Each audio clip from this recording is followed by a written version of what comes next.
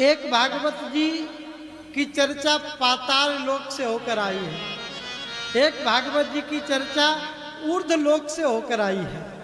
ऊर्ध्व लोक की चर्चा का वर्णन पद्म पुराण में आता है, इसकी महिमा का वर्णन, और पाताल लोक की चर्चा का वर्णन स्कंद पुराण में आता है।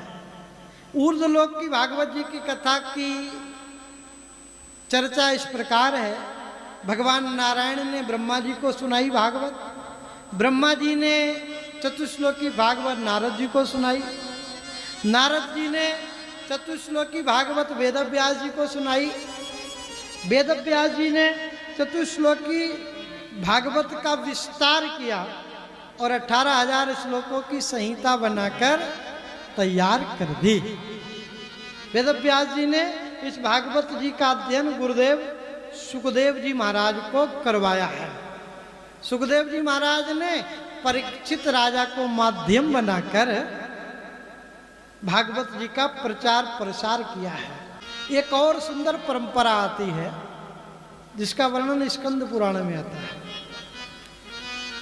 भगवान शेष नाग ने ये भागवत जी की कथा सांख्यायन ऋषि को श्रवण कराई। सांख्यायन ऋषि ने देवगुरु बृहस्पति जी को एक कथा बताई। देवगुरु बृहस्पति जी ने श्री उद्धव जी महाराज को एक कथा बताई। उद्धव जी महाराज ने ब्रज के राजा वज्रनाभ जी को माध्यम बनाकर कुसुम सरोवर राधा कुंड के पास परिक्रमा मार्ग में गोवर्धन के ये सुंदर चर्चा उद्धव जी महाराज ने वज्रनाभ जी को श्रवण कराई। चर्चा तो यहाँ तक आती है, संत चरण बताते हैं कि जब उद्धव जी महाराज श्री वज्रनाभ जी को भागवत जी की कथा सुना रहे थे तो उस समय श्री परीक्षित जी भी कथा सुनने गए।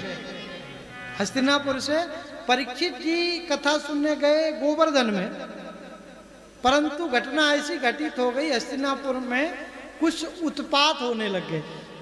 अब जब उत्पात होने लग गए तो उद्धव जी महाराज ने परीक्षित जी से कहा, अब आप जाइए, पहले हस्तिनापुर संभालिए जाके, बाद में आपको इस भागवत जी की सुंदर चर्चा के बारे में सुखदेव जी भगवान सुनाएंगे। यहाँ तक संत चरण बताते हैं। तो वहां से परीक्षित राजा हस्तिनापुर चले आए थे। तो भागवत जी की ये जो चर्चा है, जो परंपरा है, पाताल लोक से आई है, और पद्म पुराण की जो चर्चा है वो ऊर्ध्व लोक से आई है।